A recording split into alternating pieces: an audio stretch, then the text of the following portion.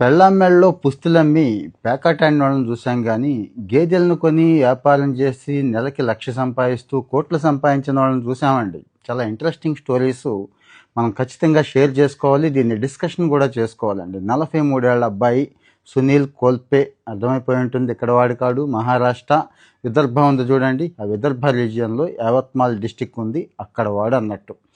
పొలం బాగానే ఉంది, 25 ఎకరాల పొలం ఉంది, కానీ సోయా వేస్తున్నాడు, చెరుకు వేస్తున్నాడు, పత్తి వేస్తున్నాడు, ఏం వేసినా కానీ దిగుబడి లేదండి.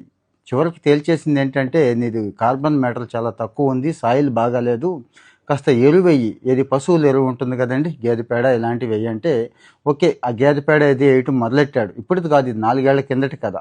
ఎంత వేస్తున్నాడు అంటే లక్షలు అయిపోతుంది, దానికే ఇక లాభం లేదు, ఇది లక్షలు పెట్టి దీన్నేం కొంటామని చెప్పి గేదెలు కొనాలనుకున్నాడు. మరి బ్యాంకర్స్ ఏం చేస్తారో తెలుసు కదా, అందరికీ అంత తేలిగ్గా లోన్ ఇవ్వరు కదా. మొత్తం సేవింగ్స్ అన్నీ తీసేసి, భార్య మేడలో ఉన్న నగలు కూడా మొత్తం తీసేసి హర్యానా వెళ్ళిపోయాడు. హిస్సార్ అక్కడ ఫేమస్ కదండి మొర్రా జాతి బఫెలోస్. అక్కడి నుంచి ఒక 16 గేదెలను తీసుకొచ్చేసాడండి. తీసుకొచ్చేసి ఇంక షెడ్ వేసేసాడు. ఏదైతే మంచి వెరైటీస్ ఉన్నాయో ఆ నేపియర్ రకం గడ్డి ఇలాంటివి ఉంటాయి చూడండి, అవి మాత్రమే. అలాగే దాణా కూడా సొంతంగా తయారు చేసుకోవడం, ప్రత్యేకంగా వాటికి మంచి వసతి ఇవ్వటం. ఇంతవరకు ఓకే, సక్సెస్ బాగానే ఉంటుంది, అందరం చేయగలిగిందే. కానీ తర్వాతదే కష్టం అండి. పాలు వచ్చాక అమ్ముకోవడమే కష్టం. ముందు చిన్న కస్టమర్లకు అమ్మడం మొదలెట్టాడు. తెలుసు కదా, వాళ్ళు సరైన టైంకి డబ్బులు ఎవరు, చాలా ఇబ్బందులు పెట్టేస్తారు, చాలా బాధలు పెడతారు. ఎందుకంటే మనోడేమో రోజుకు 100, 200, 300 లీటర్లు ఈ చిల్లర బేరగాళ్ళు బాధ తట్టుకోలేక సొంతంగా ఒక ఆలోచన చేశాడండి. ఏటీఎం, ప్యాస్చరైజ్ చేసిన మిల్క్ని ఏటీఎం రూపంలో అమ్మటం మొదలెట్టాడు. అంటే ఏం లేదండి, 4 డిగ్రీ సెంటిగ్రేడ్స్లో మిషన్ తయారు చేయించుకున్నాడు, అందులో పెట్టాడు.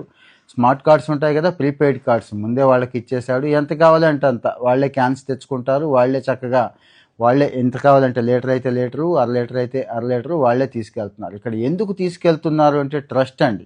ఆ ఫ్యాట్ 6.57% ఫ్యాట్ ఉండేలాగా ఎప్పుడు చూసుకుంటున్నాడు. అది అవసరం కదా మన వాళ్ళకి, బాగా చిక్కగా ఉండాలి. దీంతోపాటు ఒక ఐస్ క్రీమ్ షాప్ కూడా స్టార్ట్ చేశాడండి. అంటే ఇతను బై ప్రోడక్ట్ అన్నట్టు. వాటితో పాటు పన్నీరు, మజ్జిగ, పెరుగు ఇవన్నీ కూడా ఇదే షాపులో ఇవన్నీ కూడా బై ప్రోడక్ట్స్ కింద తీసి అమ్మటం మొదలెట్టాడు. అంటే యావరేజ్గా 100-200 లీటర్లు రోజుకి మన దగ్గర ఎలా అయితే ఉందో, మన దగ్గర 80-90 ఉంది, అక్కడ 70 రూపాయలు అయితే వస్తుంది రేటు, అమ్ముతున్నానన్నాడు. ఒక సగం ఖర్చులకి, అన్ని రకాల ఖర్చులకి సగం పోయినా కానీ సగం అయితే మిగులుతోందన్నాడు. ఇంకా పెంచుతాను, ప్రతి సంవత్సరం 10-20 గేదెలను పెంచుతాను అంటున్నాడండి. ఈయన ఒక వ్యాపారం కాదు చేస్తోంది, ఒక నమ్మకాన్ని క్రియేట్ చేశాడు, చాలామందికి భరోసా ఇచ్చాడు. ఏమంటారు? కామెంట్లో మీ ఒపీనియన్ చెప్పండి, మీ ఆలోచన కూడా షేర్ చేసుకోండి ప్లీజ్.